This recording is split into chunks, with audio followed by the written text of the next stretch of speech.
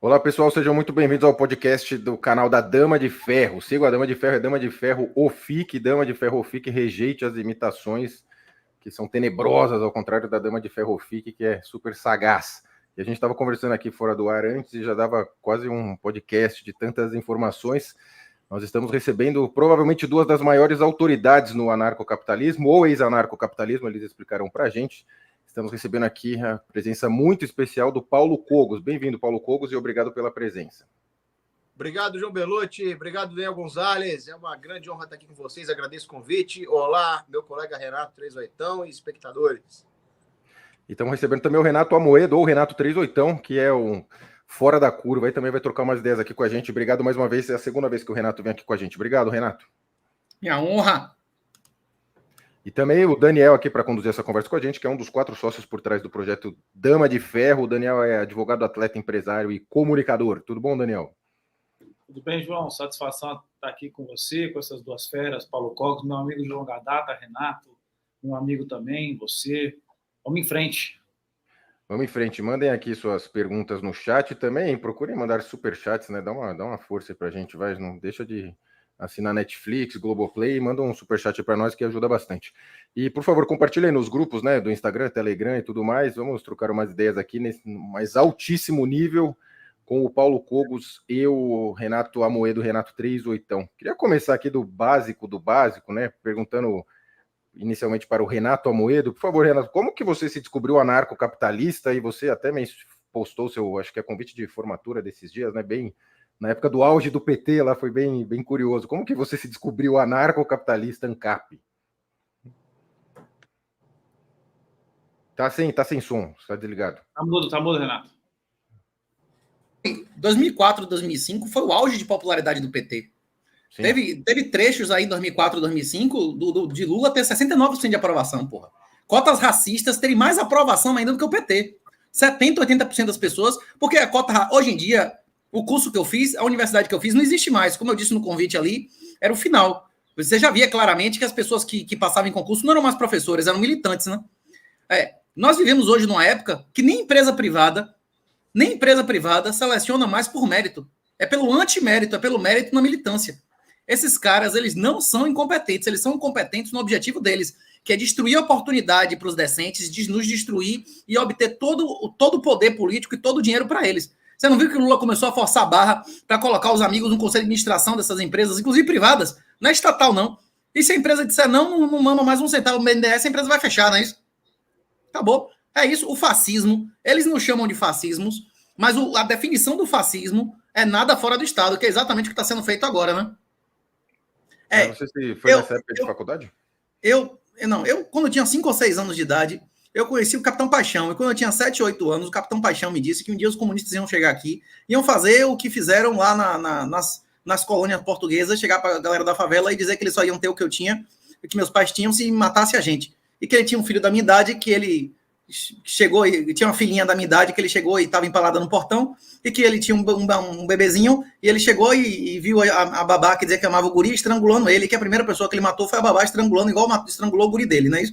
Assim, quando ele me disse isso, eu tinha 7, 8 anos, eu acho que eu entendi bem a mensagem. Quando eu era guri, pô, eu conheci várias pessoas, meus avós foram a Europa Oriental, a aparição de Fátima na minha família sempre foi um fato, entendeu? Eu conheci pessoas que fugiram do Vietnã, conheci pessoas que fugiram da China, porra, eu conheci pessoas que experimentaram o terror comunista na infância, adolescência. Eu não podia, porra. Essa doença infantil nunca pegou, porra. Trabalhei na campanha, eu tirei título pra votar em Enéas, porra. Com 16 anos, né? Porra, essa doença infantil aí eu nunca tive, não, velho. Eu sempre soube que o comunismo é um mal absoluto. Como até Fernando Pessoa, porra, já sabia isso na década de 20, porra. Há 100 anos atrás, não é isso? A questão é que, entre você saber que o totalitarismo é o mal absoluto, que o comunismo é o como é que o Fernando Pessoa, o conjunto de todo o lixo moral e mental que já foi produzido pela humanidade. E uma outra coisa é você ser minarquista, você dizer, não, beleza, o Estado pode chegar a um certo ponto, como eram os pais fundadores, e a partir disso vem na geração. E uma outra coisa é você reconhecer que nem esse mínimo o Estado não é capaz mais de fazer. Se eu tivesse vivido na época dos pais fundadores, eu teria concordado com eles.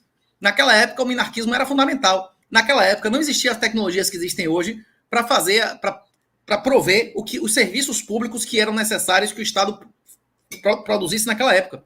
Hoje já existem mecanismos de justiça e tudo mais, como o mercado de aposta descentralizada de morte, que vão funcionar muito melhor do que qualquer tipo de justiça estatal. O cara que me convenceu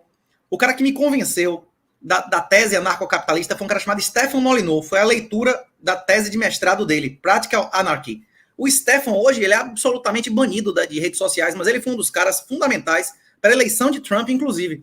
Ele foi um intelectual ativo pra caralho, fez podcast com o professor Olavo 2 ou 3 vezes, foi um cara, já fez debate com os principais intelectuais da nossa época, com Taleb, esses caras todos. Hoje em dia, ele é proibido, pô. Ele é um cara totalmente banido dessas big techs, né?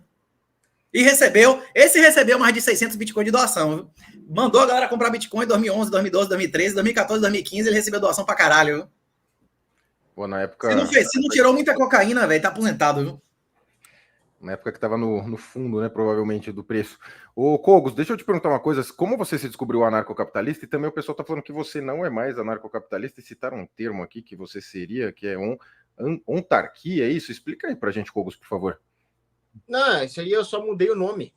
É a mesma coisa que você dizer o seguinte, ó, existe um bolo muito bom de chocolate meio amargo com creme de morango, certo? E eu gosto desse bolo. Mas aí alguém dá o nome para esse bolo de bolo do demônio. Aí eu falo, não quero ser caracterizado como alguém que gosta de bolo do demônio. Eu quero mudar isso para, sei lá, bolo vulcânico. Vai outro nome. Eu deixei de gostar do chocolate com morango? Não. Eu só não quero que o nome seja bolo do demônio. Eu só mudei para bolo vulcânico. Então, as ideias que eu defendo no campo da filosofia política são exatamente as mesmas. Só que eu não quero que tenha um prefixo demoníaco, que é anarquia. Anarco. Porque anarco significa ausência de princípio de ordem. E o universo foi criado por Deus segundo uma hierarquia, que significa ordem do sagrado. Hiero é sagrado. Então, como é que eu posso ser, ao mesmo tempo, defensor da hierarquia divina e de uma não-arquia, de uma anarquia? Então, o que eu defendo em relação à concorrência de serviços no mercado são as mesmas ideias que eu sempre defendi. Privatização da justiça, da defesa, sim. Só que eu não quero que isso se chame anarco. É um problema com a nomenclatura, boa, entendi. Mas você sempre se viu como anarcocapitalista ou você teve uma fase também de ser mais esquerdinha, democrata social e tal? Ou foi fácil assim virar anarco? Ex-ANCAP, agora onto, né? Pois é, onto significa o ser, a natureza das coisas, o que as coisas realmente são na realidade. E a autoridade de tudo que existe deve seguir do que as coisas realmente são na realidade. Inclusive o que nós chamamos de Kratos, né? Kratos seria o poder coercitivo, a capacidade de fazer valer o poder. O que deve ser imbuído de Kratos? Depende de como as coisas são na realidade. Então, quando se fala, por exemplo, em aristocracia, que é o Kratos exercido pelos melhores, pelos aristos, é melhores segundo o quê? Segundo as virtudes. E as virtudes são um atributo do ser, do ontos. Então, a aristocracia também está compatível com a ontarquia, né? Agora, o que eu vou chamar de ontarquia, mas é o que o Renato chamaria de anarcocapitalismo, são ideias muito parecidas, né? Como é que eu me descobri isso? Eu nunca fui esquerdista, no sentido estrito da palavra, né? O que eu defendi seria o que hoje o pessoal chamaria de neoconservadorismo, puxa-saquismo de americano, pagar pau para milico. Isso aí eu já fui. Aquela direita Nutella eu já fui, né? Isso faz parte. Só que quando eu servi o Exército, eu notei que existia muitos erros burocráticos dentro do Exército. O Exército ele acabou se descaracterizando como uma instituição de sacrifício e honra pelo povo e se tornou um estamento burocrático, inclusive com uma divisão interna muito grande, que é a divisão entre oficiais e praças. Os praças até têm um certo patriotismo, mas como eles mesmo não alcançam assim o topo da burocracia, os oficiais defendem outras coisas que não as motivações pátrias que podem arder no coração de um soldado, né? Os oficiais acabam se comportando como burocratas mesmo, como funças. E eu notei isso no Exército. E eu pensei, é natural que isso aconteça porque o Exército é um monopólio. Se pelo menos o Exército emulasse algumas formas de administração da iniciativa privada, talvez fosse melhor. Então ainda era um erro que eu cometia, porque eu estava pensando que era um problema de competência. Mas o problema não é de competência, o problema é de incentivo. Todas as instituições burocráticas monopolistas têm incentivos imorais, desalinhados. Então eu fui aprender isso quando eu fui fazer a faculdade de economia. E na faculdade de economia, o que ensinavam lá era uma tragédia, assim, era pior do que comunismo, era reduzir o homem a números. Só que eu aprendi pelo menos que não se ensina economia, e que a economia existe como ciência. Então eu pensei, onde é que eu vou aprender economia? Aí eu fui estudar a escola austríaca, que tem como raiz a escolástica medieval. E aí, na escola austríaca de economia, eu li os autores que tratavam desse problema de incentivos econômicos, do problema dos monopólios, e fui me aproximando muito do que hoje se chama anarcocapitalismo.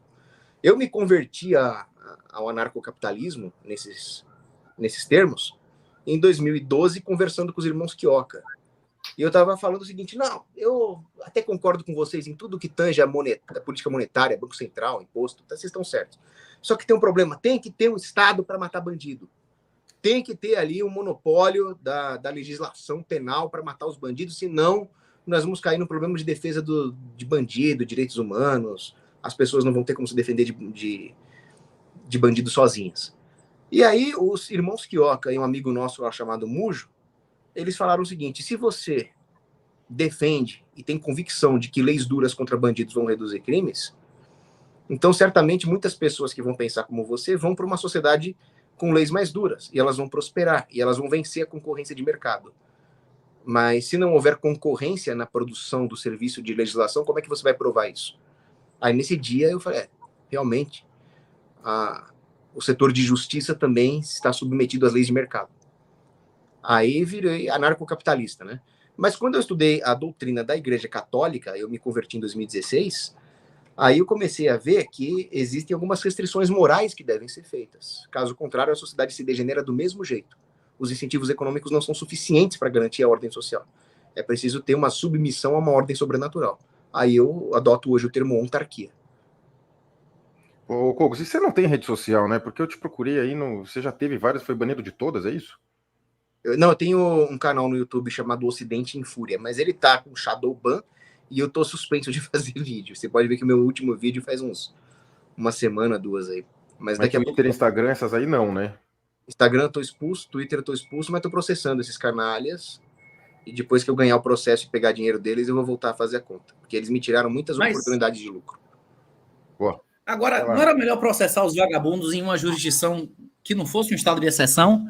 É uma coisa que, porra, eu sempre quis lhe perguntar, e que eu cheguei para o Monark, né, que pelo menos o Monark é um cara que está um pouco mais avançado nesse processo de eliminação, né, de expurgo. Por que você não se picava? Você lembra, você chegou a assistir meu papo com o Monark? Ele disse, não, rapaz, eu quero lutar nas 4 linhas, as instituições, não sei o quê. Você pensa em fugir quando a situação aqui ficar cada vez pior? Ou você vai ficar até o final? Você pretende ir para a cadeia a porra toda quando começar nesse expurgo mesmo? Não, eu não pretendo nem fugir nem para cadeia. Eu pretendo lutar enquanto der dentro da prudência. Se uma hora eu tiver que tocar a retirada, eu toco. Mas a luta continua enquanto ela for viável. É isso, porque, por exemplo, o Monark pegar uma residência agora, imediatamente, lá onde ele está, na Flórida, ele já volta a ter todas as redes sociais, não é isso? Ele já volta, porque ele passa a ter os direitos de um residente nos Estados Unidos, não é isso? Um cara como você também, se você fosse morar no exterior, você ia monetizar 10 vezes mais e ia poder falar 10 vezes mais do que você fala. Concorda comigo ou não? Eu não sei se eu concordo. Eu acho que você entende mais desse assunto que eu. O problema é que eu não sei se a questão é a legislação brasileira ou o algoritmo das Big Tech. Talvez eles me perseguissem no exterior também, não sei. Mas lá tem leis que permitem você dizer o que você quiser. Aqui tem leis que proíbem você dizer um monte de coisa que... Não é isso? Bloquearia aqui, né? Aí, não é isso, não? Amoedo, tem um ponto interessante. Se houver um lugar que seja um estado americano, um município que seja, que tenha leis que proíbem essas Big Techs comunistas malditas de usarem um algoritmo contra os produtores de conteúdo, aí é um lugar que eu vou poder falar o que eu quiser e sem perder monetização. E é uma coisa que deveria ser feita pelos deputados estaduais dos estados aí. Eu vou dar um exemplo. Como você falou de ação judicial, de ganhar dinheiro, de indenização. No Brasil, não existe indenização punitiva, por exemplo. O juiz, em tese, ele é limitado a só dar de indenização o que realmente o cara perdeu.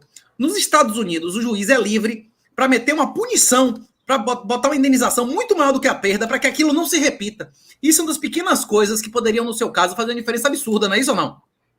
Poderia. E poderia também... O quê? Hein?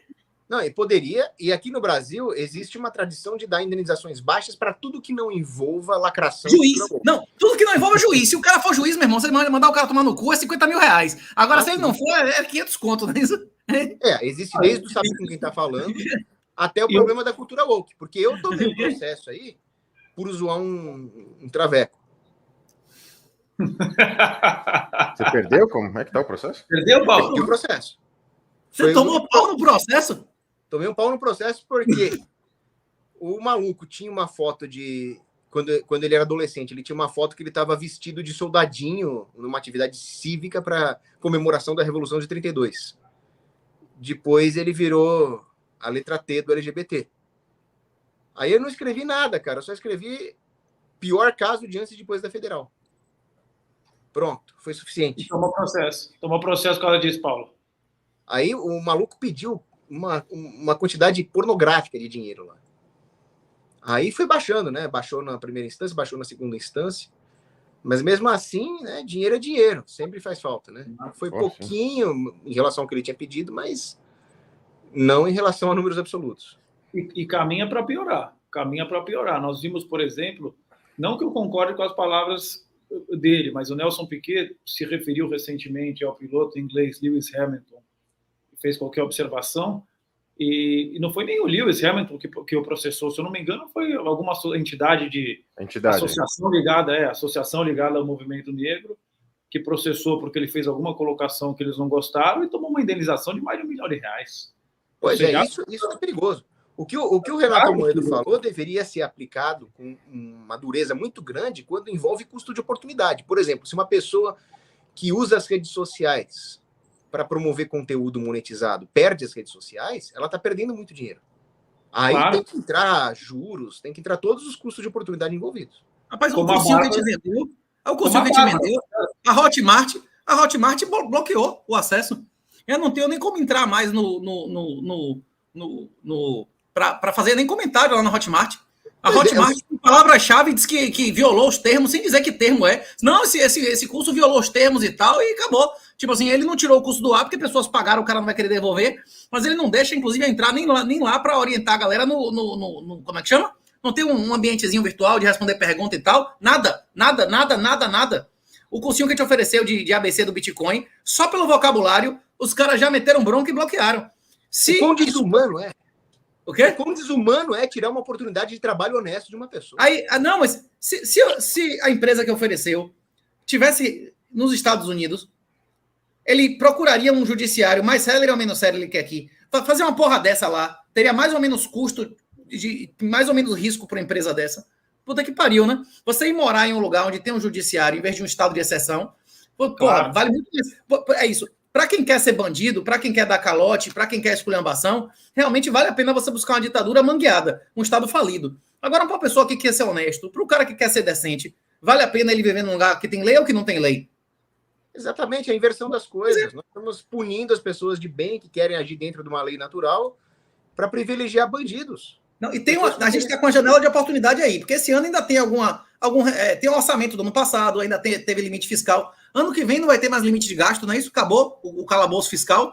Ano que vem o Brasil vai ter o imposto de consumo mais alto do mundo. Esse negócio de cursinho online vai ser mais de 30% de imposto, não é isso ou não? Agora, vai ter o IVA e vai ter o ICMS, não é isso? Vai ser o imposto de consumo mais alto do mundo. Os caras vão gastar, meu irmão. Vai voltar a época de Sarney, do cara meter-lhe a bronca. Inclusive o pessoal diz, porque o gordão Ucrânia lá, a popularidade de Lula vai cair, ele está perdido. Rapaz, a popularidade de Lula no que vem vai ser maior do que em 2004. Porque o cara vai gastar como ele nunca gastou, vai ter concurso, vai ter bolsa zorra toda, vai todo mundo ficar feliz como o quê? Quem vai ser destruído, obliterado financeiramente são os otários que pouparam em real, né? E metade deles nem entende o que aconteceu. O negócio entrou, ele acha que é hemorroida, né? Pois esse gordão Ucrânia aí está tentando fazer as pessoas não resistirem mais, está tentando fazer as pessoas ficarem conformadas com a situação que ele mesmo defendeu. Agora, não é só através da demagogia tributária e gastadora que o 9 Dedos vai fazer isso. O Haddad está planejando acabar com a meta de inflação e ampliá-la para 2 anos. Então vai ter uma expansão monetária tenebrosa que vai ser usada para fazer exatamente o que o Renatão falou que vai acontecer. Financiar programas demagógicos, subornar o povo em troca de popularidade, comprar parlamentar, vai votar o mensalão, vai voltar toda aquela baixaria que o Lula fazia com as estatais, com as empreiteiras, com o Odebrecht, financiar a ditadura. E tudo isso com a anuência de pessoas como o gordão Ucrânia, que concordaram com o golpe que foi dado. Não, ele não faz um episódio sem dizer que vai tirar Lula no voto e que as eleições foram legítimas, né? O cara fica legitimando a eleição, metendo bronca. Essa semana, você viu que teve uma solicitação para urgência no trâmite da lei lá, de que quem não vacinar os filhos, ser Crime hediondo, crime inafiançável não vacinar os filhos, você viu isso? Entrou para urgência. Urgência! Todos os pais que não vacinaram os filhos têm que ir pra cadeia. Como é o nome? Inafiançável. Imagine que loucura. Então, parentes, a perseguição ao Cogos, acho que ela é um pouco anterior até essa consolidação do estado de exceção, não é, Cogos? Você foi derrubado até antes, não é? Sim. Rapaz, para mim o estado de exceção começa mais ou menos no ano 2000, e você? Não, mas digo, essa consolidação, igual até para o grande público, está mais claro. Veja, o estado de exceção... Ok, o estado de exceção começou lá atrás, mas assim, ele se acentuou, pelo menos na minha visão pessoal, o estado de exceção se acentuou no início da pandemia, quando nós assistimos coisas absolutamente bizarras, desproporcionais acontecerem numa velocidade gigantesca, tá certo? Mas quando o Lula saiu, já não existia mais oposição no STF, né? Isso nos tribunais superiores. Rapaz, quando o Lula saiu, quando entrou Dilma, depois de 8 anos de Lula e 4 de Dilma, quando terminou o primeiro mandato de Dilma e ela foi reeleita, bicho, pra mim ali já foi o ápice. Já não tinha volta, velho. Institucional. Tinha volta não institucional, né? Isso se Bolsonaro fizesse o que o Bukele fez. Agora, como é que chama? Dentro da regra do jogo ali já tinha acabado. Porque os caras tinham metido ali uma sequência de mais de 12 anos. Tipo, se você contar com o Fernando Henrique, uma sequência de 20 anos só de indicação da mesma ideologia em todos os tribunais. Todos os generais só subindo com a mesma ideologia, não é isso ou não? É isso. Só que hoje é pior. Só que hoje é pior, Renato. Hoje, agora, nesse momento, em 2023, nós estamos, pelo menos na minha visão pessoal, numa situação pior do que estávamos em 2013, há 10 anos. Em 2013 era ruim? Claro que era ruim. Nós tínhamos lá 8 anos de Lula, 3 ou 4 anos de Dilma, 8 anos de Fernando Henrique, ou seja, nós estávamos aí com 20 anos, digamos assim, de regime de esquerda, somando Fernando Henrique, Lula e Dilma. Hoje, a situação é pior do que ela era em 2013 em todos os sentidos. Não havia em 2013 a quantidade, digamos assim, de pautas woke como existe hoje, em relação ao aborto, em relação à censura. Não, mas é mundial. Aí é mundial. Aí é mundial. Aí não é questão só do Brasil. É mundial. Mas chegou no Brasil, certo? Chegou no Brasil. Em 2013, se nós agora nessa live aqui proferirmos determinadas palavras, que nós não vamos proferir porque nós não queremos ser derrubados, mas se nós proferirmos determinadas palavras, a live cai em 10 minutos. Isso não aconteceria em 2013. Certo? Hoje é pior ainda do que era em 2013. Houve uma janela aí que o Bolsonaro poderia ter feito alguma coisa e mais ou menos seguiu o exemplo do que o Nayib Bukele fez em El Salvador, e ele, por razões, aí eu eventualmente discordo de você, Renato, ele não foi capaz de fazer. Na minha visão, por falta de estratégia política, mas e não por falta, digamos assim, de caráter. É que ele não sabia efetivamente o que precisava ser feito. Eu concordo com o Daniel. Eu não acho que falte caráter ao Bolsonaro, eu não acho que não falte decência ao Bolsonaro. O que falta ao Bolsonaro é lucidez política, estratégia. Ele não sabe. Ele é um sujeito... Ele não sabia que Marcos Pontes é um esquerdista. Ele não sabia que Moro é um esquerdista. Deu poder total a Moro. Ele não sabia como é o nome da outra lá que leis feministas. Como é o nome da feminista lá que ele botou para ser senador? Ele não sabia que Damares era uma feminista. Ele não sabia. Ele não sabia que o cara que escreveu um livro dizendo que o maior brasileiro vivo era Toffoli, era comprometido com Toffoli, que indicou para o STF. Ele não sabia que a criatura do PCdoB, que nunca passou num concurso da vida, não era qualificado para ocupar o STF. Ele nunca sabia nada disso, né? Mais ou menos. Eu acho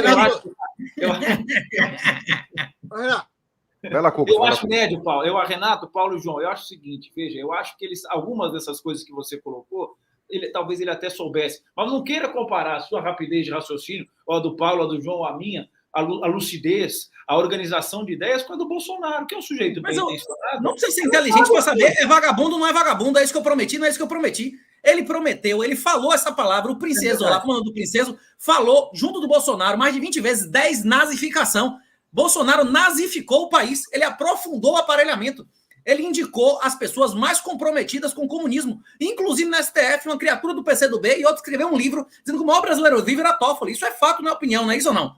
Não aconteceu isso, é mentira. É mentira o que eu estou dizendo? A mulher dele lá, ela se orgulha de ter aprovado 71 leis feministas. É mentira, não foram leis. Mas houve 71 normas feministas.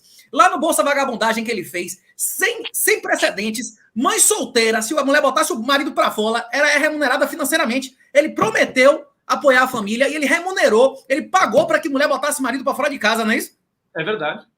É verdade. Do ponto de vista prático, de estratégia política, ele tomou todas as decisões erradas e comprometeu o nosso futuro.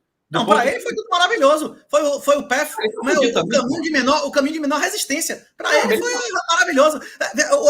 O Monark falou, por que ele não tirou esse dinheiro do Brasil? Porque isso é risco, ele não quer assumir nenhum risco. Não é isso? Você acha que Bolsonaro quer tirar 16 milhões para responder mais um processo? Nada. Ele confia nos acordos que ele fez com os amigos dele lá, que mandou ele fazer tudo. Você acha que ele foi de noite na casa do Toffoli, beijou o Toffoli para ficar amigo do Toffoli ou para fazer acordo com o Toffoli? Você beija homem que não é seu parente? Você beija Cobos? Como você encontra Cobos? Você beija Cobos? Você vai de noite na casa dele, beija ele no rosto? Eu só beijo meus parentes, velho. Eu só beijo um homem que, rapaz, se for íntimo de meu sangue, não é isso ou não? Você beija outros homens que são seu parente, Daniel? Não, Bolsonaro não beijou e abraçou o cara publicamente depois de beber na casa dele de noite? De jeito nenhum. O quê? Não beijo, Você não. beija seus amigos também? Pois é. Eu nem parei. Vai lá, Cogos. Nem parente. Nossa, Cogos, você tem sobrinho? Você não beija seu sobrinho, seu filho, velho? Seu neto? Seu pai? Você não beija seu pai, velho? Só a mulher. Não, meus tios, meu sobrinho, eu beijo, velho. O quê? Não, posso dar um grande abraço, mas beijo é só em mulher. Você tá falando, Tem que ver essa questão aí, tá ok? Ele foi ver o jogo com o Toffoli, ele falou que foi ver o jogo. A questão é a seguinte, cara. O estado de exceção no Brasil, ele começou no momento em que o general Figueiredo reconheceu o PT. O PT jamais deveria ter sido reconhecido como um partido político, porque ele viola qualquer tipo de critério quanto à segurança nacional. É um partido ligado à Internacional Socialista, é um partido ligado a guerrilheiros internacionais que deveria ser posto na clandestinidade. O próprio general Figueiredo, quando ele reconheceu o PT, ele avisou que eles voltariam a implantar o comunismo com um grande derramamento de sangue de brasileiros. E, portanto, caberia a alguém que veste uma farda e se propõe a defender o seu povo a não medir esforços para colocar um partido como o PT na clandestinidade. No momento em que um presidente violou a sua função como militar e como chefe de Estado e reconheceu um partido como o PT, acabou. Nós já estávamos no estado de exceção. E o que aconteceu do Figueiredo para frente foi só isso. Foi uma série de vilipêndios contra a nação brasileira. Sarney, Itamar, Fernando Henrique, Lula, Dilma, aí não parou mais. Agora, um outro ponto de inflexão na história brasileira foi quando o judiciário, o STF, passou por cima do seu escopo e das prerrogativas do executivo, não deixando o Bolsonaro nomear o superintendente de Polícia Federal. A partir de então, a Polícia Federal se tornou a guarda pretoriana do judiciário. Um outro problema que aconteceu ali foi um erro estratégico do Bolsonaro. E aí o Daniel Totó está coberto de razão. O Bolsonaro é um péssimo estrategista. Por isso que eu não sei o que se ensina na AMAN ou na Escola de Aperfeiçoamento de Capitães ali. Porque ele deveria ter um mínimo de conhecimento estratégico e não teve. Mas eu também concordo com o Totó que o Bolsonaro não tem ali uma falha de caráter. Ele tem uma falha estratégica. Ele cometeu o mesmo erro de qualquer tiozão do Zap. É isso mesmo. Ele confiou nos militares. E os militares, não estou falando aqui de todos, dos praças, dos oficiais dos subalternos, eu tenho até amigos que são, sabe? Mas o problema é o alto comando. O cara entrou na escola de comando do Estado-Maior, perverteu, virou cadela da ONU. E aí tá cheio de melancia e de maçom de grau 33 lá dentro. Eu servi o exército e eu sei a quantidade de maçom que tinha a partir da patente de major. E o Bolsonaro, o tempo inteiro confiou nessa turma, colocou vários militares em cargos de confiança, preterindo os olavistas. E ele até se prejudicou com isso. Ele foi traído pelas pessoas das quais ele se cercou. Ele foi traído pelo Bebiano, ele foi traído pelo Moro, ele foi traído pelo próprio Paulo Guedes, e até hoje ele não sabe que foi traído pelo Paulo Guedes, porque, como o Renatão muito bem falou, aquela ajudinha do Paulo Guedes foi o que depredou as nossas reservas, depredou o valor da nossa moeda, né? Aquele Auxílio Brasil ali, foi uma das duas causas da eleição do Lula. A primeira, eu não posso falar, sobre pena de ser preso ou derrubar live, que tem a ver com algoritmos, e a segunda foi o fato de que a população estava enfrentando uma carestia. A população não tinha ali, realmente, a cervejinha picanha, por culpa do Paulo Guedes. Agora, se fosse o Haddad no poder, tenho certeza que ia ser muito pior. Esse é o ponto. Só que o Bolsonaro não entende de economia, confiou no Paulo Guedes, que é confessadamente um agente do establishment banqueiro, que quis ferrar o Bolsonaro, e até hoje paga de direitinha, confiou na milicada, e no final, quando parecia realmente que tudo ia se perder, foi, né? As coisas degringolaram depois da eleição ali. Ele teve que ir embora do país e deixou o general Mourão como presidente nos últimos 2 dias. E ele falou: general Mourão, é com você. O que o general Mourão deveria ter feito? A tropa não respeitava o Bolsonaro porque ele tinha patente de capitão, que é oficial subalterno. Então vamos ver se eles respeitam um vice-presidente com a patente de general de 4 estrelas. Só que o Mourão, e o Bolsonaro esqueceu disso, é um maçom grau 33. E o que o Mourão fez? Entregou o país na mão dos comunistas. Realmente, erros estratégicos brutais. Agora, o que eu discordo do Renato Amoedo é que o Renato Amoedo está exigindo de um tiozão do Zap, que é o Bolsonaro, o conhecimento político que ele tem, depois de ler os grandes autores. É isso mesmo. Não é o caso. Renato, o Paulo, seguinte, quando o Renato estiver em São Paulo, a gente faz uma live, nós vamos jantar no Lelis, que é uma tratoria que tem aqui do lado, o Paulo conhece, aqui na Alameda Campina, não sei se você conhece, Renato. Se o Bolsonaro estivesse conosco na mesa, sentado, nós 4, o Bolsonaro está junto, na mesa, nós falássemos, discorrêssemos sobre 10, 15, 20 assuntos diferentes, aborto, armamento, leis feministas, guarda compartilhada, 20 assuntos, 30 assuntos diferentes. O Bolsonaro concordaria conosco no íntimo dele, ele concordaria conosco em 90% dos assuntos. Então é um traidor. Então é um covarde. Se ele acha as leis feministas errado e apoiou e assinou elas, ele é um covarde, não é isso? Ele não sabe. Ele não sabe. Ele não sabe que era Mourão. Ele conhece Mourão há mais tempo do que você tem de vida. Ele não sabe que Mourão é um cara que já falou várias vezes publicamente que queria ver o casamento do Brasil com a China. E todo mundo sabe quem vai ser o passivo nesse casamento, não é isso ou não? Hein? Quem vai ser o ativo e o passivo, né? Ele não sabe quem é Mourão. Ele conhece Mourão há mais tempo do que eu tenho de vida, e você? Ele não sabe quem é Mourão, hein? Sim, ele não escolheu Mourão, ele botou qualquer um de vice. Ele foi lá e colocou esse, exatamente. Ele não sabe quem é Moro. Ele não recebeu relatório de inteligência de Moro. Ele não sabia que era a mulher de Moro. Quem sustentava, quem pagava o salário da mulher de Moro. Ele não sabia nada disso. Ninguém nunca sabia disso. Hein? Você acha que ele não recebia relatório de inteligência de Forças Armadas da porra toda?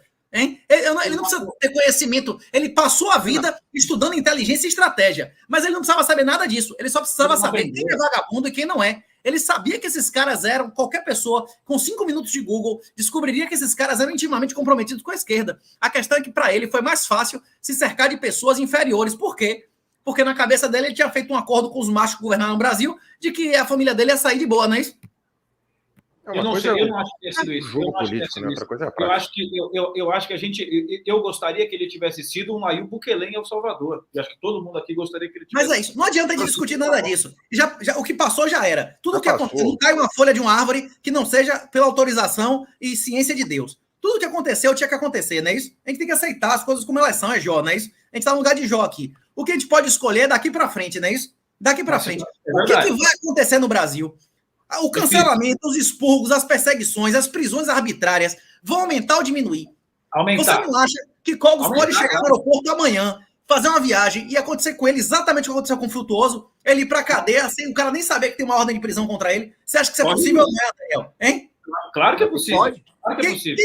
Frutuoso ou Paulo Cogos botou mais para fuder em relação a ficar na porta de quartel a porra toda? Eu acho que o Paulo botou mais. Eu também acho. Paulo, até eu, se estivesse no lugar do Paulo, eu não compraria viagem internacional para sair do Brasil. Eu ia ter medo de chegar no aeroporto e ser algemado lá e me fuder, não é isso? O Frutuoso está preso indefinidamente, não é isso? Eu já disse isso para o Paulo. Eu acho que, na realidade, não só o Paulo. Eu acho que existem aí 2, 3, 4, 5 mil pessoas no Brasil. O Paulo, evidentemente, está no topo dessa lista pela influência dele. Que pariu, rapaz, é loucura o cara desse estar morando no Brasil, velho. É loucura, é loucura. Rapaz, uma vez que você seja preso, que você tá na cadeia, fudeu, você fica 3, 4 anos sem ninguém ouvir falar de você. Rapaz, 3 anos pode ser o resto da sua vida numa cadeia, não é isso, Daniel? Hein?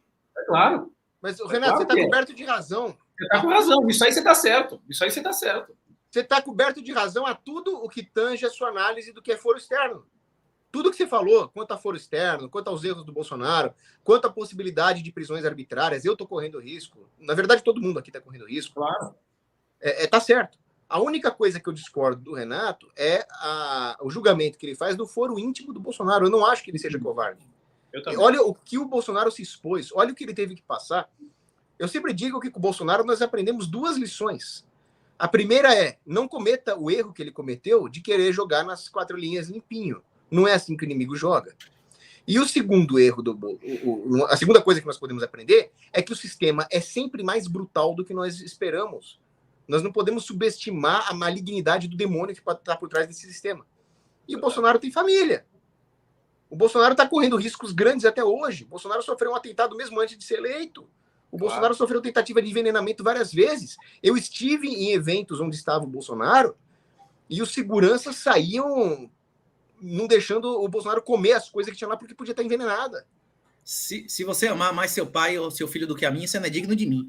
Ele disse que soldado que vai pra guerra com medo de morrer é covarde. Ele foi voluntário a morrer, não eu. Ele disse que ele ia morrer se fosse necessário, não disse que não tinha medo de morrer. Não adianta discutir se ele é covarde ou não é. Isso não vai levar a lugar nenhum. O que a gente pode discutir é o que a gente vai fazer daqui para frente. Vocês veem alguma perspectiva de restaurar a legalidade no Brasil, do Brasil deixar de ser um estado de exceção? Eu não vejo. Países envelhecendo não tem mudança institucional. Acabou, não tem, velho.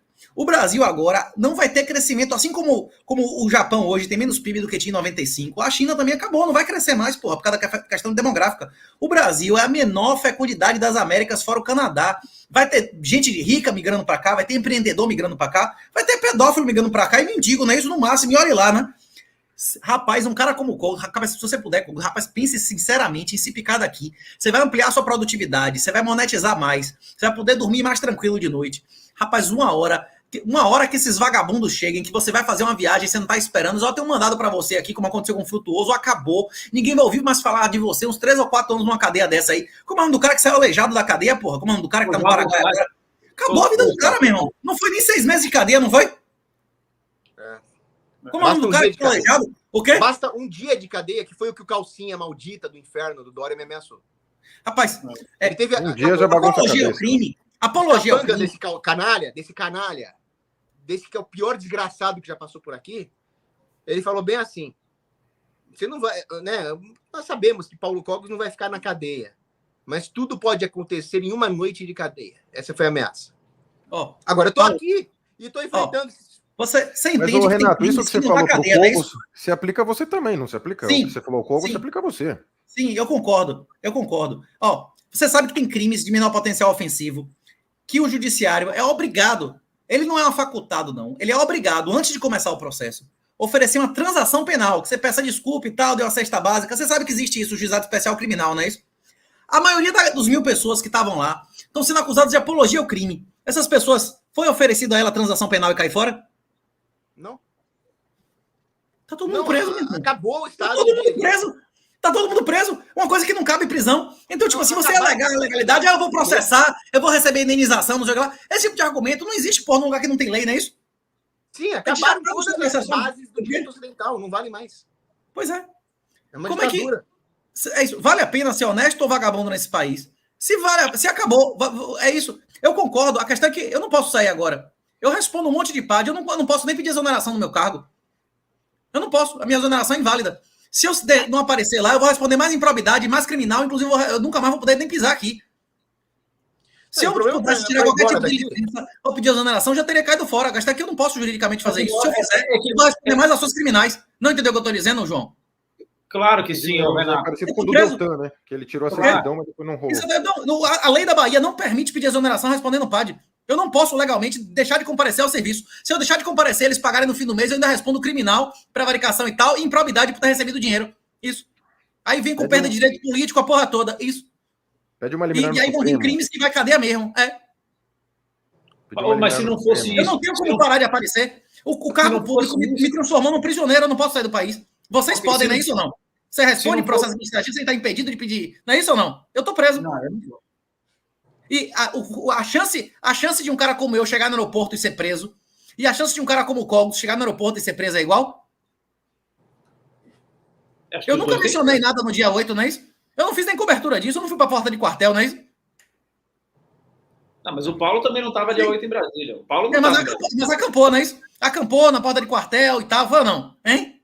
Ele fez mais que o Frutuoso, não é isso? Foi diferente. Pessoas estão presas por fazer o que ele fez, não é isso? Por estar lá, não é isso? Cara, não é diferente. Chegaram lá, cercaram e prenderam todo mundo, não é isso ou não? Essa galera tá presa ou não tá? A única diferença minha é que Frutuoso tem mais seguidores. Não, e essa galera, tem galera que não tem nenhum seguidor. Essa galera que cercaram e prenderam em Brasília, uma galera fez o que Paulo fez. Se ele estivesse em Brasília, era capaz dele estar preso, não é isso ou não?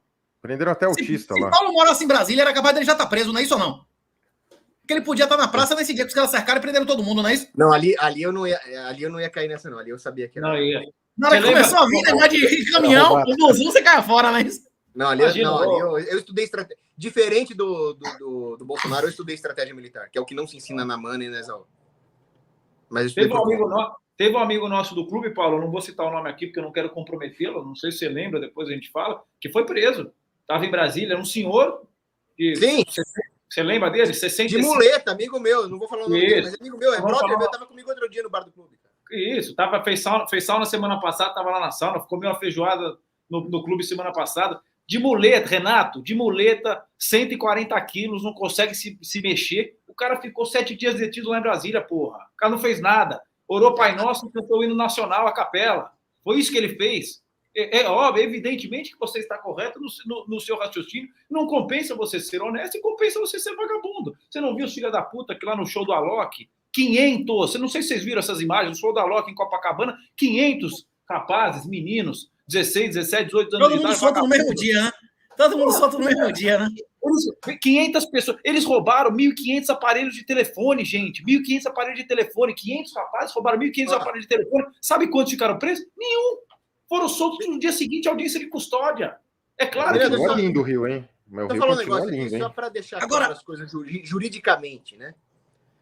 O Alan Frutuoso, eu estava vendo aqui, ele é acusado de ter participado de uma invasão à sede da PF, de um movimento que incidiu ônibus. Teria vídeo e tal, teria vídeo e tal, né? A acusação é essa. Atos antidemocráticos, não é isso? Isso já é assim. Atos antidemocráticos, não é isso? O que eu fiz foi me vestir de verde e amarelo na porta de quartel ali. Mas teve gente que se vestiu de verde e amarelo e está preso em Brasília até hoje, não tá ou não? Exatamente. As pessoas tem gente que fez o que você fez e está preso ou não? Basta que eles te acusem. Não existe mais as bases do direito, devido processo penal, provas. Não, é simplesmente a palavra do sistema contra você. Então não adianta as pessoas se enganarem falando o Alan Frutuoso invadiu a sede da Polícia Federal. É uma acusação injusta. Eles podem atribuir isso a qualquer um. E hoje por entrar lá, amanhã é por fazer um vídeo, amanhã é por crime de ódio. Isso, enfim, amanhã cortando o salame da liberdade, todo mundo vai acabar preso. Agora, então, voltando à sua afirmação. Eu fiz isso, eu não fiz aquilo. Todo mundo vai pro mesmo buraco. Amanhã pode ser porque você fez um pix de R$10 pro Bolsonaro. Não, todo mundo já se doxou. Quem fez pix para Bolsonaro pediu, pelo amor de Deus, para ser destruído.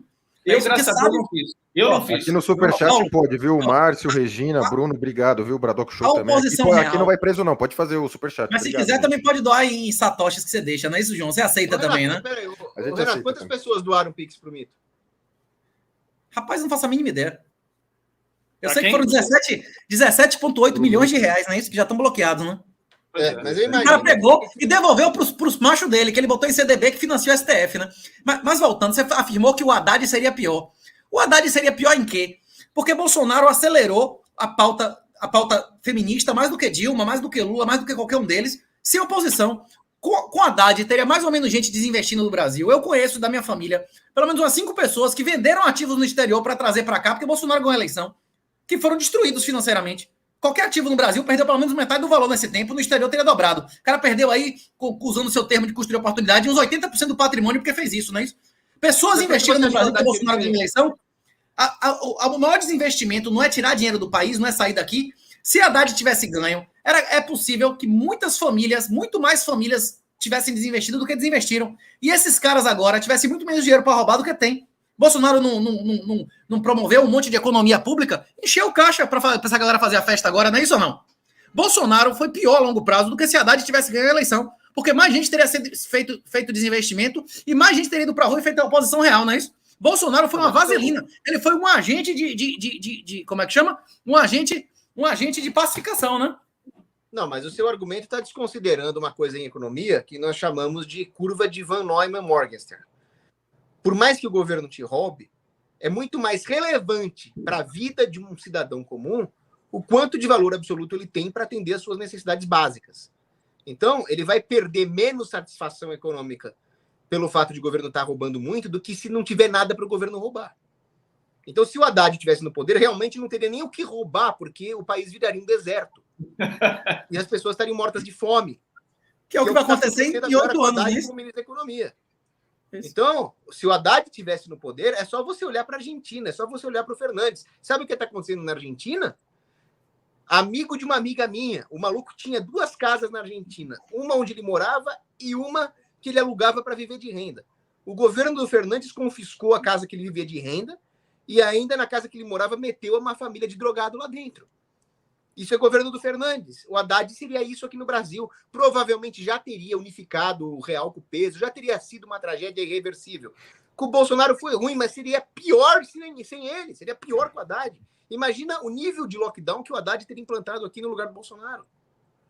Tudo bem que a Argentina está próxima dos governadores, né? Viu, Paulo? A Argentina está próxima de uma redenção aí, viu? O pessoal pergunta quando é que o Brasil vai virar Argentina? Quando tiver voto impresso, como a Argentina sai o voto impresso na maquininha, aqui não tem, não é isso? Na Argentina sai impresso o voto da máquina, tem ele é auditável porque é impresso, não é isso? E a Argentina, mesmo na merda, ainda tem 45% mais PIB per capita do que aqui. O Brasil vai virar Argentina quando o PIB do Brasil subir 45%. Mas o que você acha desse cara lá que quer dolarizar o país e tal? Como é o nome dele? Javier Milei. O que você acha do Milei? É a única alternativa que a Argentina tem para sair do caminho sem volta que ela está tomando. Milei... Se tivesse entrado um Haddad agora, a gente podia. A população podia estar na rua e tal. O Haddad não conseguia governar com a oposição e agora a galera está botando o Milei no poder aqui, né? Mas então você. Ok, pelo contrário. Você tá falando, veja, pelo contrário, eles acabar com as instituições, nunca mais ia ter a possibilidade de. E já não acabou? Que instituições agora que o Bolsonaro preservou? Que instituições? Agora com Lula, sim, mas não é com o Bolsonaro, é com o Lula. Como? Porque Lula foi eleito com quem no poder? O Lula foi eleito. Sim. Não, ele foi eleito. Porque o lado bom perdeu. Mas aí não dá nem para a gente falar. Fraude, perdeu. Senão, veja, se a gente falar o que a gente acha, se a gente falar o que a gente acha sobre isso, vão sair os 4 aqui presos, pô. Não tinha que ficar. Sim, é isso que estou dizendo. Não existe sim na história, a gente não tem certeza. Mas esse negócio de dizer que Haddad seria pior que Bolsonaro, pior para quem? Para quem desinvestisse não ia ser pior, ia ser melhor. E essas leis feministas todas, a maioria não ia ser aprovada porque ia ter alguma oposição que não teve nenhuma. A direita toda ficou aplaudindo, lei de mãe solteira recebeu o dobro do benefício, não é isso? Lei de você dar um grito na mulher e preso. Agora você dá um grito na mulher e vai preso, não é isso? O quê? Moeda, você está fazendo aí suposições sem fundamento na realidade. Depois do Lula entrar do jeito que ele entrou, você não tem uma oposição sólida da direita no legislativo, você acha que ia ter se o Haddad estivesse no lugar do Bolsonaro? E leis feministas, você acha que não ia ter leis feministas muito piores? Por que você acha que a esquerda... Dilma não aprovou leis feministas piores. Dilma, inclusive, aprovou a lei mais masculinista do século. Dilma aprovou, inclusive, a lei que os indicados de Bolsonaro todos são a favor de acabar. Inclusive, como é o nome dessa mulher, que não tem condição intelectual de ser vereadora de interior, como é o nome da mulher lá, que foi estuprada com 3 anos, como é... Damares. Lei de... Como é o nome? Que pra mãe não ficar falando mal do pai na frente da criança e impedindo o pai de ver a criança. Alienação parental. Alienação parental. Damares, todos os indicados de Bolsonaro que eu vejo são a favor de acabar com... Dilma apoiou e sancionou a lei de alienação parental. Dilma apoiou e sancionou lei de obrigatoriedade como padrão legal a guarda compartilhada. O governo de Dilma não foi nada feminista comparado com o de Bolsonaro, bicho. Não tem zero normas de Bolsonaro a favor da família. Okay? Dilma foi mais homem e mais defensora da família. Imagine uma mulher envolvida com terrorismo a porra toda. Foi mais homem, foi mais defensora da família, uma comunista até declarada, do que Bolsonaro, que disse que prometia defender a família, né? Que loucura, né? Não, mas a Dilma é homem. É o Dilmão. Agora, eu concordo com você, a Damares foi uma das piores tragédias que já aconteceu. Eu sempre falo, ela é a tia do dedinho, porque ela estava sempre com aquele dedinho, como se ela fosse a vovozinha do povo brasileiro, e o povo brasileiro são criancinhas que tem que obedecer a tiazinha Damares, puritana, moralistazinha de merda. E é por culpa dessa desgraçada, dessa Damares, alucinada da cabeça, que nós não temos cassinos do Brasil. E os cassinos seriam uma excelente solução para a economia, porque além dos empregos produtivos que iam gerar, ia trazer turistas trazendo moeda forte para o Brasil, poderia até desfazer a merda que o Paulo Guedes fez no setor monetário. Então, eu não estou aqui dizendo que o Renato Moedo está errado nas críticas que ele está fazendo ao governo Bolsonaro e a Damares. Só que você não está entendendo que a esquerda já está com todo o plano da nova ordem mundial para a destruição da família engatilhado. Eles só não implantam isso tudo de uma vez porque eles precisam vencer barreiras culturais. As coisas só vão para a política depois que passam pela cultura. O professor Olavo sempre ensinava isso. Então, lá atrás, no governo Dilma, se falar que eles fariam os mesmos avanços para o mal, para o progressismo, que um governo que veio depois, é até uma forma anacrônica de fazer essa análise. A Dilma, o simples fato dela estar lá é uma disfarçatez. Uma terrorista que matou o sargento Mário Cosel Filho num atentado terrorista assumir a presidência, aquilo já é um tapa na cara da moralidade ipso facto, por si.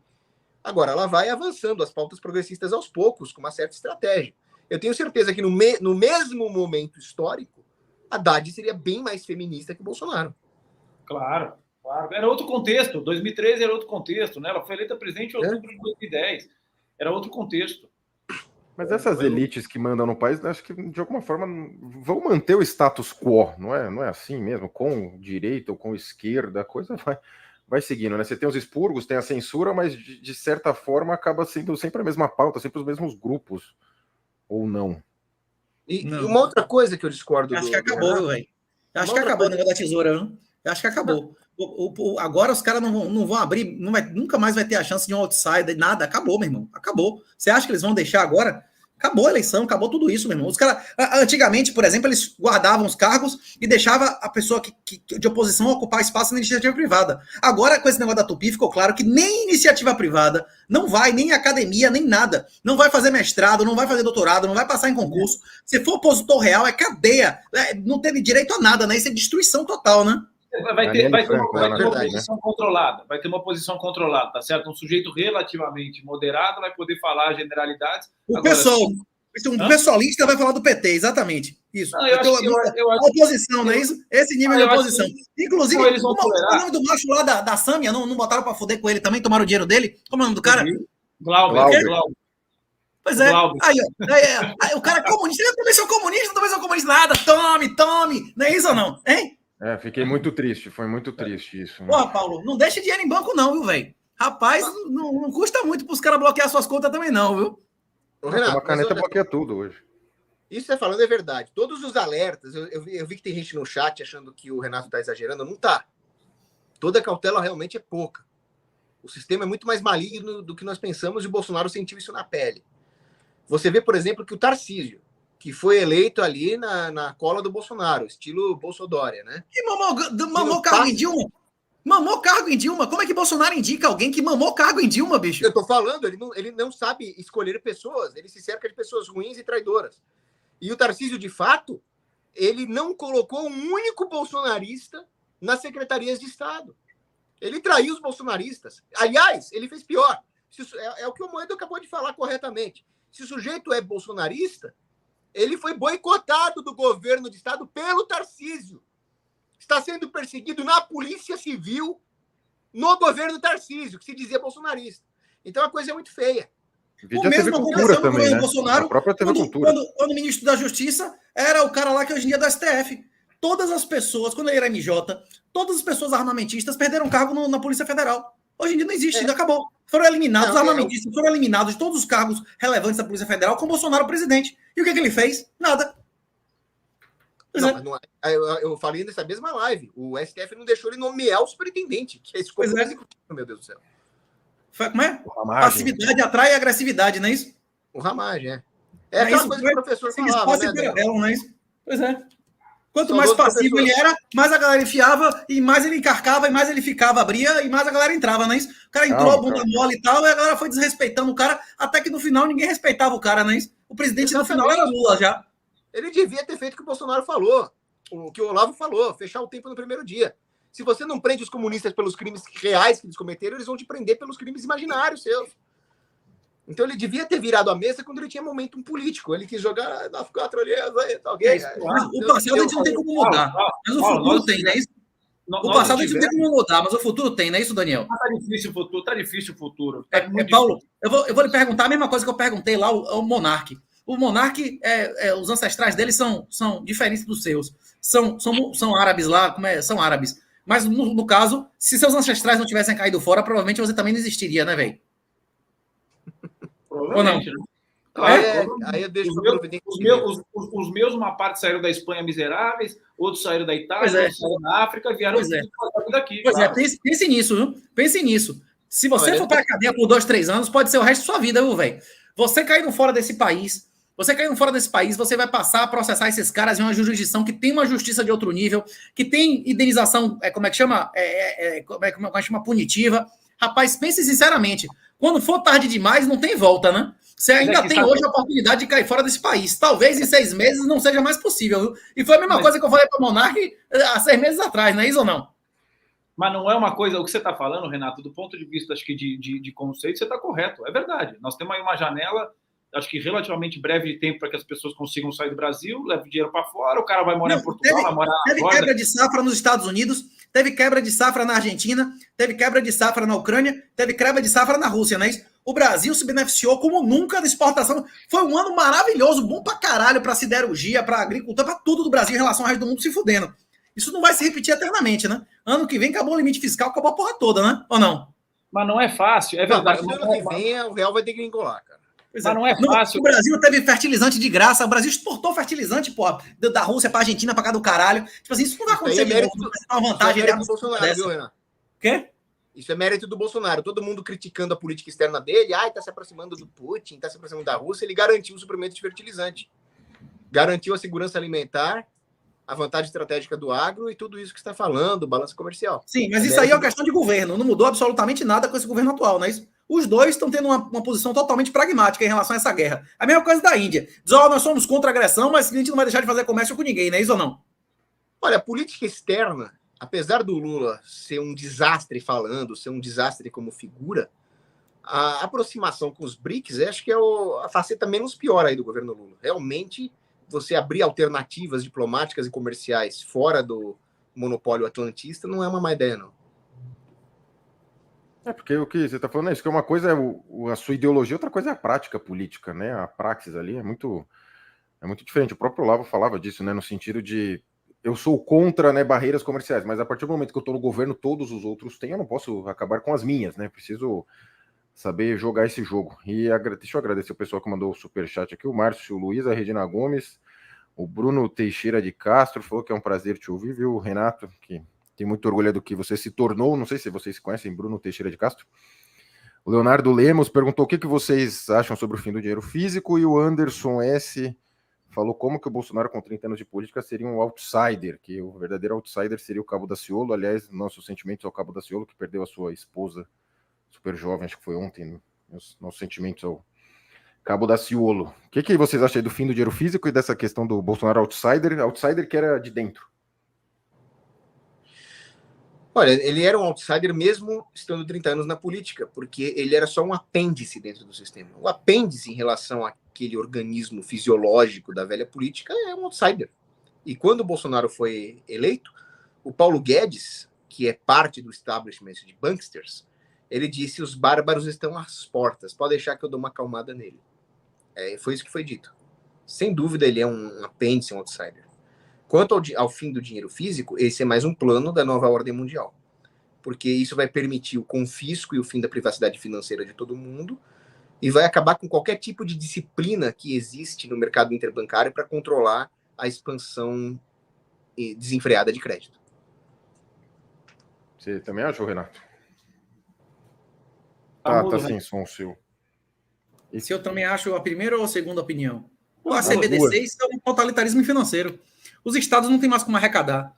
O Brasil, especialmente, vai passar por um processo de erosão fiscal, de perda de arrecadação sistemática, tanto por causa do envelhecimento, quanto por causa do tio Laffer, né? Que aumentar as alíquotas reduz a arrecadação total, né?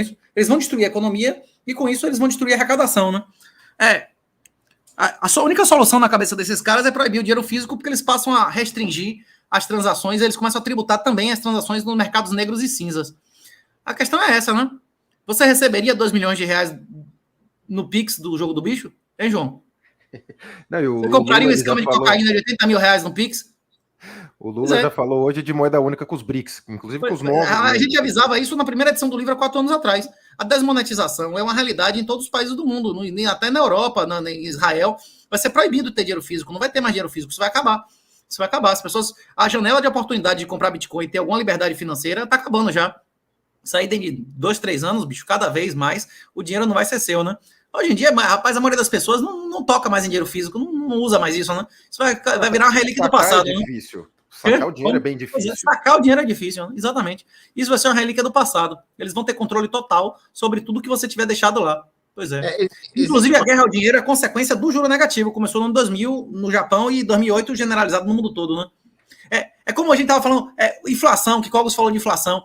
Rapaz, índice de inflação não é inflação. Eles usando, é como o Cogos falou, ele usa uma palavra errada, a definição errada de uma palavra para nos enganar, para fazer te pensar como eles querem. Por isso que a China mudou o idioma lá, para você não conceber mais as palavras do passado. Nem você lendo um texto do passado, você não entende o que está escrito ali. A inflação, a definição de inflação é aumento da base monetária. Índice de inflação é a maneira do governo te enganar, te convencer de que os ganhos de produtividade tecnológicos pertencem a ele, não a você, né? Exatamente. Que a senhora é legítima, né? Não, exatamente. Aliás, foi uma coisa brilhante que você falou no Monark, Renato. Porque era para os aumentos da tecnologia ou dos arranjos gerenciais que aumentam a eficiência das empresas se traduzirem no aumento da produtividade que torna os bens mais baratos.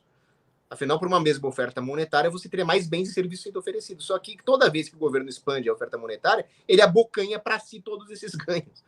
E o cidadão fica sem nada, trabalhando cada vez mais, sem o aumento do seu salário real. É um roubo. No dia que acabou o Gold Window nos Estados Unidos em 71, o valor médio de uma casa nos Estados Unidos era $15 mil. O valor médio agora é $500 mil.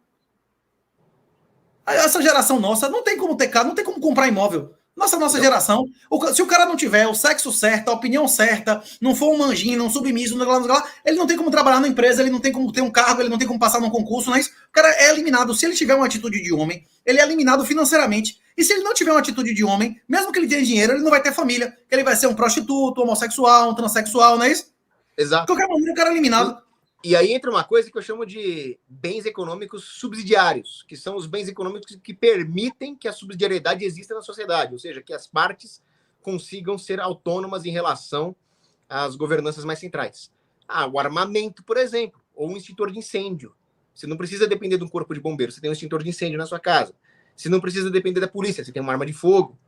O dinheiro físico, melhor ainda se ele for um dinheiro em commodity, permite que um comércio local exista sem a regulação de um banco central, sem créditos vindos do monopólio bancário, etc. Né? E quando eles atacam o dinheiro, que o Renato muito bem falou, com as políticas monetárias de subsídio, eles vão tornar materialmente proibitivo que o sujeito seja cabra-homem, que o sujeito fuja com a família dele para o meio do mato e viva uma vida ordenada. Ele vai ter que ser um escravo corporativo num cubículo, vivendo uma vida degenerada, talvez até perdendo a alma dele. E se não vacinar filho, cadeia, não é isso? Lembra daquela minha amiga que estava comigo no dia da tentativa de assalto? Como que foi esse caso aí? Explica aí, que a gente não estava fora do ar essa hora. Então, eu fiz uma live lá do dia que o bandido tentou me assaltar e eu consegui me desvencilhar dele. Eu estava com uma amiga minha e ela fez a live junto comigo e ela trabalhava no Banco Santander. Sabe o que aconteceu com ela? Ela foi demitida do Banco Santander. Como ela ainda não tinha 3 meses de casa, eles nem precisaram indenizar, porque aí não vale justa causa.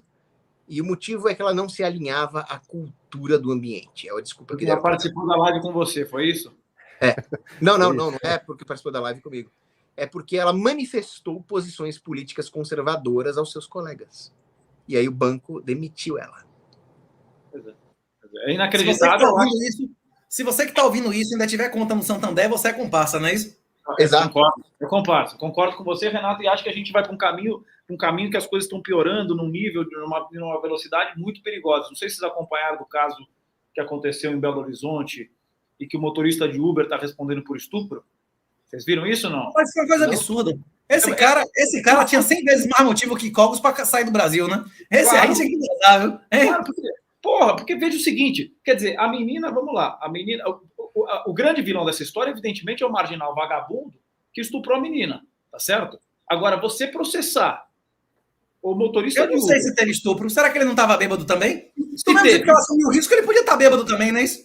Ok, poderia. Hipoteticamente. Não, então, hipoteticamente, vamos admitir, Renato, a possibilidade dela ter sido estuprada. Até um cachorro poderia ser aproveitado. Ela não estava aberta lá no meio da rua, no lixo. Até um cachorro podia ter encostado e madeirado, não é isso? Agora, você responsabilizar o motorista de Uber e o motoqueiro. Passou, acho que um rapaz de bicicleta ou de moto, que ajudou a tirar ela do carro, devia estar bêbada, vomitando no carro, ajudou a tirar ela para colocar na portaria do prédio, na porta de casa, na portaria do prédio, e o cara está sendo processado por estupro. Meu Deus do céu! E o irmão, que sabia que ela estava... O irmão recebeu a localização dela, sabia que ela estava, foi avisado pelo buzina e não buscou a irmã, não é isso? Não, e as amigas? E as amigas? E as amigas? E as amigas? O irmão tem mais motivos de responder do que o Uber. Claro, as amigas também. As amigas também. Tá? Não, o irmão foi avisado que ela estava inconsciente e que ia ser recebida e recebeu a localização. O cara foi lá e telefonou pro cara, ele disse que não acordou. Que não acordou. Pois é. Vem cá, que o Uber não é babá de ninguém. O Uber não é babá de ninguém. O Uber tem a obrigação de transportar a pessoa. Chegou lá, acabou a responsabilidade do cara. Se a mulher é incapaz mentalmente, a família não é responsável por ela? Sim ou não? Claro. Você tem um irmão retardado mental, você é responsável pelo irmão ou não é? Na ausência de seus pais? Hein? Sim. O irmão tem mais motivo de responder como estuprador do que o Uber, ou não? Claro, as amigas também. No limite. A amiga não tem obrigação nenhuma com ela. Porra, ou não? Mas mais do que o Uber, Renato. Mais do que o Uber. Não estou dizendo que tem. Mas mais o Uber e o rapaz que estava de bicicleta ou de moto, que parou ali para ajudar a tirar ela, bêbado. Não sabe nem quem é. Tem nada a ver. Não sabe quem é. Que culpa esse cara tem, meu Deus do céu? Existe hoje uma guerra contra homem heterossexual que nunca existiu. O que vai acontecer é que nenhum Uber nunca mais vai aceitar uma mulher bêbada. Só vai aceitar homem ou mulher acompanhada. É regra de pense. Se eu fosse Uber, eu faria isso. Se eu fosse motorista de Uber, eu jamais aceitaria pegar uma mulher sozinha ou com outra amiga. Só aceitaria pegar na presença de um homem. Só se você mudasse de sexo. Se você virasse... Como é seu nome feminino que você ia botar? Jamais, eu não sou muito homem para ter essa conversa. Não vê que Não, esse papo mudar de sexo, Tá meu vendo irmão. que existe isso aí? Esse tipo de coisa, ok? Viu, Renato? Por ocasião de 2023, comigo não tem essa conversa, não. Não vem com esse papo, não. Não, mas você pode ser uma mulher lésbica, porra. Eu sou uma mulher lésbica. Você pode ser uma mulher lésbica com pênis. Okay? Rapaz, como é o nome? Matsunaga casou com a mulher lésbica com pênis na cadeia, porra. Casou de branco, inclusive. Não foi a Matsunaga em São Paulo? O companheiro de cela dela disse que tinha uma... Não era... Ela mesmo dizia que o cara era avantajado e tal, que é uma mulher lésbica com pênis avantajada. Ela não casou em São Paulo? Teve isso? É mentira que eu tô dizendo ou é de verdade? Eu não tô sabendo. Não sei. Você não sabe quem é Lizzie Matsunaga, porra? Você não são paulista? Eu sei, mas não sei se casou. Não tô por fora. Não Não se casou. Ficou fudendo em alta na cadeia, na cela com o cara com pica, porra. Eu não sei se casou, essa parte eu tava por fora. Eu sei que ela tá solta, a outra lá que matou os Richthofen lá também, esqueci o nome. Não, pô, e na cadeia, ela tava casada com o cara. Só que o cara é uma mulher lésbica com pênis. Que ela nem tinha, se ela quisesse, ela tinha rola lá, meu irmão. Era todos os dias do ano. Sim, na cadeia de boa, não é isso? A outra, a que matou os pais lá, como é o nome da mulher? Suzane, eu lembrei, Suzane Richthofen. A Suzane se Richthofen. deu mal. A Suzane foi escrava sexual da lésbica lá, né? A Suzane pagou. A Suzane não foi de boa na cadeia, não ficou namorando de boa, não. Namorou, mas mandando, fazendo o que mandava, né? Ambas estão em casa já, né? Mas já saiu, né? Já saiu. Ambas estão em casa. Não sei se vocês viram. Pagou, né, velho? Mas pagou pra você ser escravo sexual, homossexual, anos e anos, velho. A menina sair do ambiente que ela tava lá, ela deve ter se arrependido 100 vezes. Meu Deus, eu podia ter envenenado eles e pronto. Por que eu fui envolver esses merdas, esses escravinhos nisso, né? Hein? Você Não, viu mas ambas hoje? estão em casa e tem filmes e documentários sobre as duas, né? Você viu Pois hoje? é. Não sei se vocês Rapaz, viram. pagou, velho. O que? Eu não tô dizendo, não tô entrando nesse mérito, nem sei o que aconteceu com ela. Vocês estão lembrados de um caso de uma menina que foi brutalmente estuprada e assassinada pelo Champinha? O pai dela, o rapaz do Champinha, evidentemente, ficou preso, acho que 10 Mas o cara é comunista, ele é um militante. Ele apoia. O tema tá no Braddock de hoje, é no Braddock que a gente vai falar. Ele foi candidato a deputado, teve 80 mil votos. Ele puxa saco de bandido. É puxa-saco de bandido. É puxa-saco de bandido. É isso mesmo. É puxa-saco. É vagabundo. É igual. É assim. Você que falou outro dia que, na sua concepção, o Bolsonaro era mais covarde do que o Lula, por esse seu raciocínio, esse pai dessa mulher, dessa menina que foi brutalmente estuprada e assassinada, é ainda pior do que o Champinha. Porque um pai, ele tem o dever moral de proteger uma filha. No momento em que ele diz, não, o Champinha já cobriu pena suficiente. Eu sou contra... Eu sou contra a pena de morte, porque 100% das vezes que você deu ao juiz, você deu ao Estado o poder de matar alguém, ele não matava os verdadeiros bandidos, ele matava seus inimigos, não é isso? como mandaram matar os bebês em Belém, quando mandaram matar os lá no Antigo Testamento, os guris judeus, né? Toda vez que você dá ao político o poder de matar, ele vai matar o inimigo dele, não o vagabundo. Agora, a pena de morte que consta no Êxodo 22, a pena de morte da família, da vítima, é outra coisa. Porque na hora que você mata um cara que tá roubando, que tá dentro da sua casa, você tá assumindo risco e responsabilidade física e espiritual do que você tá fazendo, não é isso? Hein, Daniel, você entende o que eu tô dizendo? Eu sou contra institucionalizar, sair matando gente. Agora, a própria vítima matar o cara antes do pôr do sol, rapaz, é algo que, tipo assim, não é pecado de sangue. E a própria Bíblia diz isso, né? Tipo assim, não é uma questão do cara ter o direito de fazer isso, é porque é o dever do cara de proteger a família dele. Agora, depois de 20 anos, eu não sei se era dever do cara matar o Champinha, não, viu? Aí eu vou fazer uma pergunta. O Paulo fala, Paulo, depois eu vou fazer uma pergunta. Não, o Renato, esse argumento contrário à pena de morte do Renato é errado, porque o político, ele não precisa de autorização de ninguém para matar os inimigos políticos. Eles sempre fizeram isso ao longo da história. Mas a instituição da pena de morte, ela vai disciplinar esse político, porque diante da possibilidade da pena de morte, as pessoas vão exigir certos processos do direito processual, certas garantias, para que não haja uma pena de morte injusta. E isso vai disciplinar esse político. Está na Bíblia também, está lá nos escritos do rei Salomão, que o poder do governante deve ser o de perseguir os ímpios. Se não é para isso, ele nem deveria estar constituído em autoridade. Essa é a principal função do governante. Então, eu sou a favor da pena de morte sempre, até mesmo aqui, hoje no Brasil, com esse estado de exceção aí. Um juiz de interior não tem o poder de matar ninguém. Com pena de morte, ele teria o poder de mandar pessoas para morrer. Mas você acha que acontece nas cidades do interior, o que mais tem ali é poder de mandar matar, ninguém fica... Mas o juiz não. O praça da PM escolhe mais quem vai morrer do que o juiz, não é isso? Mas voltando, a questão é a seguinte, no Êxodo 22... O praça da PM não escolhe nem se ele vai ter câmera ou não no uniforme. Cara. Rapaz, na hora H, no escuro, a 2 metros, quem tá com revólver na mão é que decide se o cara vai morrer ou não. Mas não, voltando... o PM não tem retaguarda jurídica, eu sou muito amigo de praça PM, os caras não escolhem nada. Mas, voltando, qual é a pena no Êxodo 22, se o cara não tiver como ressarcir o prejuízo que ele deu, ele se torna escravo. Sim. Quem tem que matar ele é a família da vítima, não é isso? A família da vítima, inclusive, pode escolher se ele vai, como é que ele vai morrer, se ele vai trabalhar, o que é que vai fazer. Eu sou a favor da autocomposição, inclusive da volta do Thunderdome, né? Isso do grande espetáculo, o maior espetáculo da Terra de todos os tempos, inclusive todos os esportes coletivos, são meras emulações do que aconteceu no Coliseu. Copa do Mundo, Super Bowl, comparado com o que era o Coliseu, é masturbação comparada com sexo real sem camisinha, não é isso? Eu acredito que na hora que voltar o que era no Êxodo 22, vamos voltar a ter jogos, o rinoceronte, e você não é homem, vamos ver você bota o leão, não é isso? E botar os vagabundos. Dilma contra Suzane Richthofen, eu pagaria muito para assistir isso. Lula versus Bolsonaro, ia dar mais dinheiro do que o final de Copa do Mundo de aposta, ia bombar. O final ia dar 10 vezes mais gente do que vem no final do Brasileirão, Série A no Brasil. Lula versus Bolsonaro até a morte ou submissão, não é isso? Hein? Não, isso é maravilhoso. Eu acho, inclusive, que você pode fazer esses jogos de gladiador e pegar o dinheiro da audiência para indenizar a vítima. É uma coisa bem interessante. Isso. A vítima que tem que escolher. Não, se a vítima quiser ela mesmo matar, beleza, vai lá e finalize. Agora quem tem que assumir fisicamente a responsabilidade, inclusive espiritual, da consequência, não é um agente estatal. É o reclamante, é a vítima, não é isso? A família da vítima se a vítima tiver morrido. Eu acredito nisso. Não, mas aí, coitada da Liana lá, o pai dela é um comunistinha de bosta, o que ele escolheu de pena? Darwin. Darwin é inexorável, velho. A tribo de Judá foi escolhida para levar a justiça aos ímpios. Tem que ter uma autoridade constituída por Deus para levar a punição aos ímpios, mesmo que a família da vítima seja um babaca que nem o Ari. Deixa eu só fazer uma ressalva do Champinha. Ele não tem sentença até hoje, o Champinha, viu? Ele é como se fosse um pária jurídico ali, né? Não tem uma sentença condenando ele, mas ninguém quer mexer no caso também. Deixa eu só honrar quem fez aqui os superchats. O Ulisses Pereira pergunta para você, ô Renato, se você recomenda pelo menos 0,3 bitcoins igual no seu livro. É isso? Você recomenda isso? Não entendi o que você falou.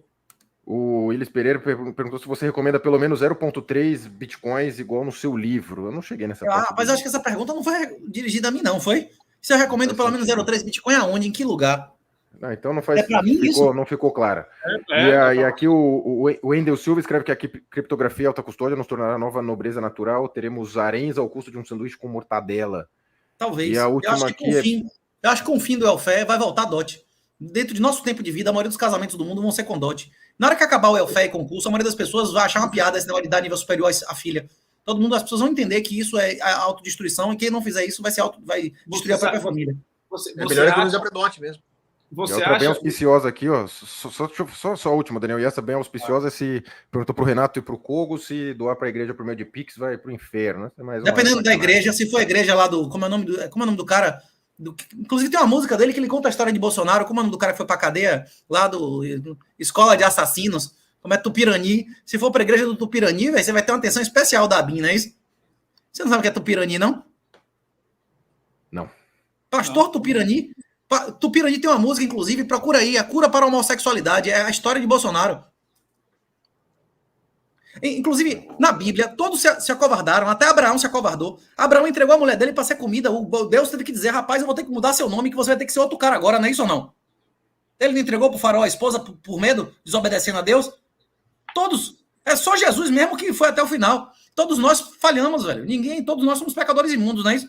Não tem isso na Bíblia? Abraão, a primeira história lá, Abraão não falhou, não entregou a mulher dele para ser esposa lá do negócio por medo. Não, sou irmão dela, não sei o quê, né? Se for a igreja do Tupirani, meu irmão, você vai, dependendo do valor, você vai ter uma observação especial, viu? Depende da igreja, né? Se você ficar doando para a igreja, a falsa igreja, como é que Cogos diz que como é a seita do Concílio Vaticano II, você vai ganhar até uns pontos do crédito social, né?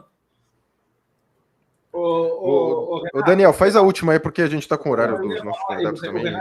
O Renato falou sobre casamento por dote. Veja, eu tenho uma opinião muito particular e impopular, acho que todos sabem, eu escrevo muito sobre esse assunto no Twitter, costumes, valores, movimento Red Pill. Eu acho que sou muito cancelado pela turma woke de extrema esquerda. Eu vejo com bons olhos o casamento por dote. Eu acho, na realidade, que o valor de uma mulher, em linhas gerais, está ligado, evidentemente que há poucas e raras exceções, mas em linhas gerais está ligado à beleza, à jovialidade, à inocência. Fertilidade e fidelidade. É só isso, a fertilidade e fidelidade. Isso, a fidelidade, a honra, a pureza, a submissão, a doçura, ao respeito. Ou seja, na medida em que uma mulher se relaciona e faz mais sexo casual, ela perde valor. Ela não ganha valor, ela perde valor. Quanto mais sexo casual uma mulher faz, menos valor ela tem. Uma mulher virgem tem mais valor na média do que uma mulher que dormiu com 50 homens. Essa é uma realidade da vida. E quem é melhor? Quem é melhor? É comprovado estatisticamente, a mulher que dorme com mais de 10 caras, ela não consegue nem se apegar nem aos pais, nem aos filhos dela mais. Não é só a marido, não, bicho. Claro, a mulher, ela se torna resistente à oxitocina e tudo mais. Claro. Concordo. O limite... Hoje, assim, é muito difícil você encontrar uma mulher que não tenha... Difícil, que nunca tenha dormido com nenhum homem, mas você tem um número aí aceitável, talvez entre 1 e 5, né? Que passa a ser uma coisa aceitável. Uma mulher depende da idade, né? 1 e 5 com 15 anos ou 50, né? Tem que ver, né? Uma mulher de 25 anos de idade. Se eu tenho uma mulher de 25 anos de idade, hoje, se ela não está casada, é evidentemente que ela dormiu com 5 caras na vida dela. Se ela dormiu com 5, você tem que estar feliz. Hoje em dia, pela forma como as coisas são. Certo? Se ela dormiu com 20, 30, 40, meu Deus do céu, a possibilidade de ela se apegar a alguém e vir a ser uma boa esposa, uma boa mãe para os seus filhos é próxima de zero, né? Dificilmente. Então eu vejo esse negócio de casamento por dote, na realidade, eu um dia se vier a ter filhas, e pode parecer uma loucura, mas filha nenhuma minha vai poder casar com um homem que eu não aprovar, que eu não abençoar, que eu não chancelar, jamais. As filhas podem casar se ela quiser. Agora, se ela fizer isso, não recebe mais um centavo de papai. Aí, meu irmão, você vai procurar, se der merda, vai se lascar. Não é isso? Você não quis assumir sua responsabilidade. Até Deus diz mesmo, você quer desobedecer? Beleza, vá, não é isso? A salvação é individual, não é isso? Você quer dividir a responsabilidade comigo? Você quer dividir a escolha comigo? Ou eu divido com você a consequência? Não quer? Perfeito. Então vá sozinha, não é isso ou não? Hein? Você quer ser puta? Pode ir pro brega. Pode ir pro brega. O corpo é seu, não é isso? A pepeca é sua, você faz o que você quiser. Quer ir pro brega, vá. Agora não tem volta, não é isso ou não? Você vira. Eu não sei se... Fala, Paulo, desculpa. Não, que eu queria responder a pergunta do cara que perguntou se doar Pix para a igreja é pecado, né? Se leva para o inferno, né? Então, justamente, se você doar para a falsa igreja, para a seita Vaticano II, sabendo que ela é uma falsa igreja, você está contribuindo diretamente com o mal. E aí você pode, sim, cometer um pecado mortal, e o pecado mortal leva para o inferno. Agora, doar para a verdadeira igreja, não, pelo contrário. Se você faz uma doação para a verdadeira igreja, você está fazendo uma boa ação. Você pode receber até indulgências por isso, né? Não é que você está comprando indulgências, que nem a acusação que o Lutero fazia, mas fazer uma doação de caridade é uma boa obra, né? Agora, só para deixar claro uma coisa que o Renato falou sobre Abraão não era corno, nem Sara era adúltera, né? O que Abraão quis fazer ali era evitar que o faraó dormisse com a mulher dele, porque o Estado fica confiscando a mulher dos outros. Eles confiscam dinheiro, confiscam terra e confiscam mulher também. Então, Abraão, ele temeu diante do faraó, realmente, mas ele falou que era irmã dele para não ter que dividir. Ele não chegou a ser traído, não. Pô, a gente tá... Mas recebeu o dote. Vai lá, Renato. Ele recebeu o dote e entregou ela como esposa do cara, não é isso ou não? Recebeu o dote ou não recebeu? Não, mas Sim. o que poderia acontecer? Ele vendeu a esposa como ele vendeu a mulher dele dizendo que era irmã. Ele recebeu o dote e tem lá, e o faraó fez dela sua esposa, não é isso? Não. Quer ver? Ele estava para tomá-la como esposa. Pois é, mas ele recebeu o dote. Inclusive, o faraó nem quis de volta o negócio dos animais e tal. Disse, leva essa desgraça e pode ficar com os animais, não é isso? Aí você pega dinheiro do faraó, tá valendo. Eu vou falar uma última coisa. Veja, a gente precisa encerrar, pessoal. A gente precisa encerrar porque já está adiantada a hora. Eu acho que nós vamos ter que fazer mais lives como essa, não só para falar, né, João? Para falar do que está acontecendo no Brasil, está acontecendo no mundo, perspectiva, Red Pill, uma série de assuntos. Satisfação ter você aqui, Paulo. Enorme, meu amigo, há 10 anos, 15 anos, Renato, João. Podemos contar, vamos fazer uma semana que vem, ou daqui 2 semanas, pode ser, Paulo? Vamos. Ô, Paulo, para fechar, já o Renato aparece, acho que tocou o celular dele, não sei, ou o Xande apareceu, vai saber. Indica um livro aí pra gente, eu sei que é uma pergunta muito aberta, mas qual livro que você poderia indicar, ou mais de um, além da Bíblia Sagrada, claro. Lê esse aqui, pessoal.